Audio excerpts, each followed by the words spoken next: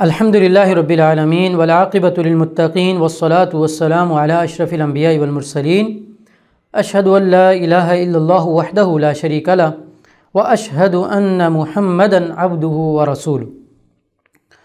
آج کا ہمارا ٹاپک، جس کے کچھ سلسلے باقی بھی ہیں وہ بھی آئندہ آئیں گے، بڑا ہی خوبصورت اور دلچسپ ہے، جس کی اہمیت ہمارے سامنے اس وقت واضح ہوگی کہ جب ہم اس کو مکمل سن لیں گے، مکمل قسطوں کے ساتھ۔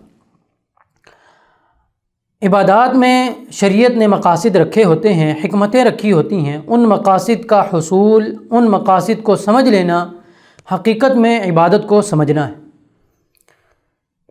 اللہ رب العزت نے قرآن مجید میں فرمایا وَمَا خَلَقْتُ الْجِنَّ وَالْإِنسَ إِلَّا لِيَعْبُدُونَ، کہ میں نے جنوں اور انسانوں کو اپنی عبادت کے لیے پیدا کیا ہے۔ تو بندے کی پیدائش کا، خلقت کا جو مقصد ہے وہ اللہ رب العزت کی عبادت ہے۔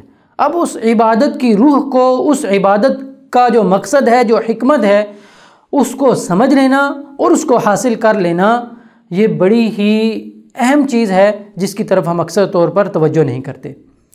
امام جوینی رحمہ اللہ فرماتے ہیں کہ جسے اوامر و نواہی میں مقاصد کے وجود کا پتہ نہ چلا تو اس نے شریعت کی روح کو نہیں سمجھا۔ یعنی جس کو اللہ رب العزت کے احکامات کا، اللہ رب العزت نے جن چیزوں سے منع کیا ہے، ان چیزوں کی حکمتوں کا نہ پتہ چلا تو گویا کہ اس نے عبادت کی حقیقت کو ہی نہیں سمجھا۔ اور اسی طریقے کے ساتھ امام ابن القیم رحمہ اللہ فرماتے ہیں کہ عبادت میں دو چیزیں ہوتی ہیں کہ بندے پر اللہ رب العزت نے دو طرح کی بندگی کو لازم قرار دیا ہے۔ ایک ہے ظاہری بندگی اور ایک ہے باطنی بندگی۔ ظاہری بندگی جس کا جوارح کے ساتھ، اعضاء کے ساتھ تعلق ہے، اور باطنی جس کا قلب کے ساتھ، دل کے ساتھ تعلق ہے۔ تو گویا کہ عبادت کا ایک ظاہر ہے اور ایک باطن ہے۔ تو اسی طریقے کے ساتھ جو ہمارے یہ ٹاپک چل رہے ہیں حج کے حوالے سے، حج کی بھی بہت سی حکمتیں ہیں، بہت سے مقاصد ہیں جن مقاصد کو ہمیں اپنے سامنے رکھ کر حج کرنا چاہیے۔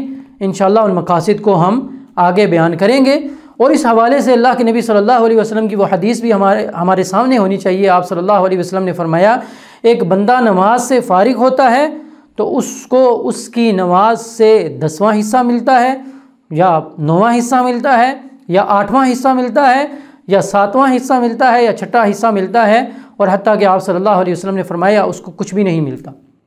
تو اس لیے گویا کہ ایک انسان نماز پڑھ لیتا ہے، لیکن نماز کا جو اجر و ثواب ہے، نماز کے جو مقاصد ہیں، نماز کے اندر جو حکمتیں ہیں، ان حکمتوں کو وہ انسان نہیں پا سکتا۔ تو اس لیے عبادت سے پہلے ہمیں ان مقاصد کو جاننا چاہیے۔